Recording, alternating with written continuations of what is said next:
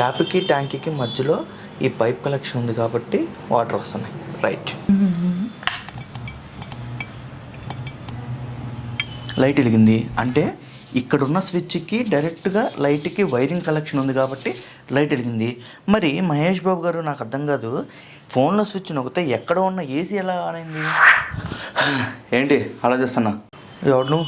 ఏంటి మహేష్ బాబు గారు ఫోన్లో స్విచ్ కొడితే ఏసీ ఎక్కడో వెలిగిందనే? అవును, దాన్ని ఐఓటీ అంటారు. అంటే చెప్తా, ఇక్కడ కాదు నా ప్లేస్లో చెప్తా. ఏం కాలేదు కదా ఇది. ఓకే, ఇలాంటి పనులు చేయకూడదు ఇప్పుడు. ఐఓటీ అంటే ఏంటంటే ఇంటర్నెట్ ఆఫ్ థింగ్స్. సో ఈ టెక్నాలజీ గురించి కొంచెం తెలుసుకుందాము, ఇది ఎలా పనిచేస్తుంది అనేది. చాలా మందికి అర్థం కాదు కాబట్టి నేను తెలుగులో స్పష్టంగా చెప్తాను.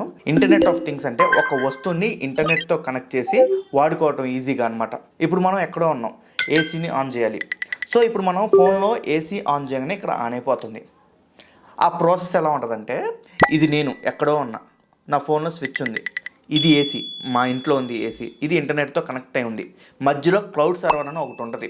ఈ క్లౌడ్ సర్వరు మన ఇంట్లో ఉన్న ఏసీ మధ్యలో 2 కమ్యూనికేషన్స్ ఉంటాయి. ఒకటి ఏంటంటే వైఫై, రెండోది వచ్చేసి ESP8266 అనే ఒక చిప్ ఉంటుంది అనమాట.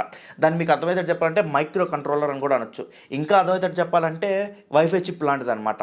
నా ఫోన్లో ఉన్న ఏసీ స్విచ్ ఆన్ చేయగానే ఈ కమాండ్ డైరెక్ట్ క్లౌడ్ సర్వర్ పంపిస్తుంది.